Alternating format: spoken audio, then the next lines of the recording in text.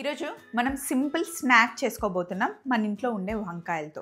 వంకాయ పకోడీ చేసుకోబోతున్నాం అనమాట. చాలా టేస్టీగా ఉంటుంది. కొంతమందికి ఉల్లిపాయ ఇష్టం ఉండదు కదా, ఉల్లిపాయ ఇష్టం లేని వాళ్ళకి వంకాయ పకోడీ చేసుకోవచ్చు. వంకాయ చాలా ఇష్టం ఉన్న వాళ్ళు కూడా వంకాయ పకోడీని ఎంజాయ్ చేస్తారు. వంకాయ బజ్జీ రెగ్యులర్గా చేస్తూ ఉంటారు కదా. ఇప్పుడు నేను సింపుల్ ప్రాసెస్లో పకోడీ చెప్తాను చూడండి. ఇవి రెగ్యులర్గా మనకి దొరికే వంకాయలు, ఇవైనా వాడుకోవచ్చు, ముద్ద వంకాయ అయినా వాడుకోవచ్చు, లేదా పెద్ద వంకాయ ఉంటాయి కదా అవైనా వాడుకోవచ్చు. ఫస్ట్ ఈ తొడిమ దగ్గర కట్ చేసేసేయండి. దీన్ని ఇలా సన్నగా కట్ చేసుకోవాలన్నమాట. ఉల్లిపాయ పకోడీకి మనం సన్నగా కట్ చేస్తాం కదా అలాగా. అసలు వంకాయని ఇష్టపడని వాళ్ళకు కూడా వంకాయ పకోడీ చేసి పెట్టండి. చెప్పకండి వాళ్ళకి ఇది వంకాయ పకోడీ అని. ఫస్ట్ టేస్ట్ చూపించండి, చాలా బాగుంటుంది. ఇందులో కొన్ని ఫ్లేవర్స్ యాడ్ చేస్తే టేస్ట్ బాగుంటుంది అన్నమాట. ఇలా పొడుగా ఫస్ట్ కట్ చేసుకున్న తర్వాత మధ్యలోకి కట్ చేసేయండి. ఇలా సన్నగా పీసెస్ లాగా కట్ చేసుకోవాలి. నేను కట్ చేసి ఇందులో పెట్టేశాను. కొంచెం ఉప్పు పసుపు వేసి నీళ్ళల్లో నానబెట్టేసుకుంటే నల్లగా అవ్వకుండా ఉంటాయి వంకాయలు. బౌల్లో వేసేసుకోండి. ఎక్కువ కట్ చేసుకోవాల్సి ఉంటుంది, చేసిన తర్వాత కొంచెమే అవుతాయి. ఇదిగోండి, నీళ్ళు నల్లగా అయిపోతాయి. ఈ వాటర్ తీసేద్దాం. ఇప్పుడు కట్ చేసుకున్న ఈ వంకాయల్లో కొంచెం పచ్చిమిర్చి వేయండి. సన్నగా తరిగి పెట్టుకున్న కరివేపాకు, వంకాయలకి సరిపడా ఉప్పు వేసేయండి. అలాగే కాస్త పసుపు. పకోడీ కాబట్టి వాము వేస్తే రుచి బాగుంటుంది. పచ్చిమిర్చి వేసిన తర్వాత కూడా కొంచెం కారం వేస్తేనే రుచి బాగుంటుంది అన్నమాట. అలాగే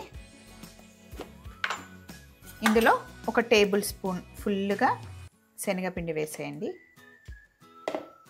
అలాగే కాస్త బియ్యపిండి, క్రిస్పీగా ఉండడం కోసం బియ్యపిండి అన్నమాట.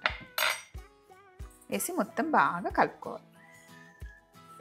వాటర్ అవసరం లేదు, వంకాయలు తడిగా ఉన్నాయి కదా, ఆ తడి సరిపోతుంది.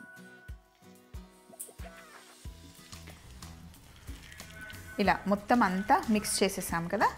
మిక్స్ చేసిన తర్వాత లాస్ట్లో నువ్వులు యాడ్ చేయండి. ఇలా పైనుండి పచ్చి నువ్వులే, ఎందుకంటే మనం డీప్ ఫ్రై చేస్తున్నాం కదా.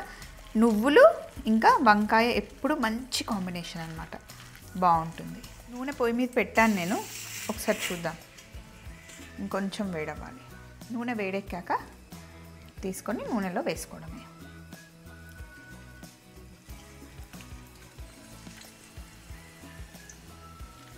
పప్పుచారు పక్కన పప్పు పక్కన కాంబినేషన్ చాలా బాగుంటుంది. ఈవినింగ్ స్నాక్ లాగా కూడా తీసుకోవచ్చు. నేను ఈరోజు ఎలాగో ఇంట్లో పప్పు చేస్తున్నాను, ఆ రెండింటి కాంబినేషన్ బాగుంటుంది. పప్పు ఇక్కడ ఉడుకుతుంది, వంకాయ పకోడీ ఫ్రై అవుతుంది. పకోడీ ఇలా క్రిస్పీగా అయ్యేంత వరకు ఫ్రై చేసి తీసుకోవడమే. సేమ్ ఇదే ప్రాసెస్లో మనం దొండకాయతో కూడా పకోడీ చేసుకోవచ్చు, బెండకాయతో కూడా చేసుకోవచ్చు. రెండో వాయి కూడా సేమ్ ఇలాగే వేసుకోవాలి. కాస్త విడివిడిగా వేసుకోవాలి, ఒకే దగ్గర ముద్దలాగా బజ్జీలాగా కాకుండా. మనం ఆనియన్ పకోడీ ఎలా చేసుకుంటాం సేమ్ అలాగే. చూడండి ఎంత బాగా వచ్చాయో. ఆయిల్ కూడా ఎక్కువేం పీల్చుకోదు. సో అన్నీ ఫ్రై చేసేసాను చూడండి, కరకరలాడుతూ చాలా చాలా టేస్టీగా ఉంటాయి. డైరెక్ట్గా ఇలా స్నాక్ లాగా తీసుకోవచ్చు, లేదా మీరు పప్పు చేసుకున్నప్పుడు సైడ్ మనం అప్పడాలకు బదులు ఇవి పెట్టుకున్నా కూడా చాలా టేస్టీగా ఉంటాయి.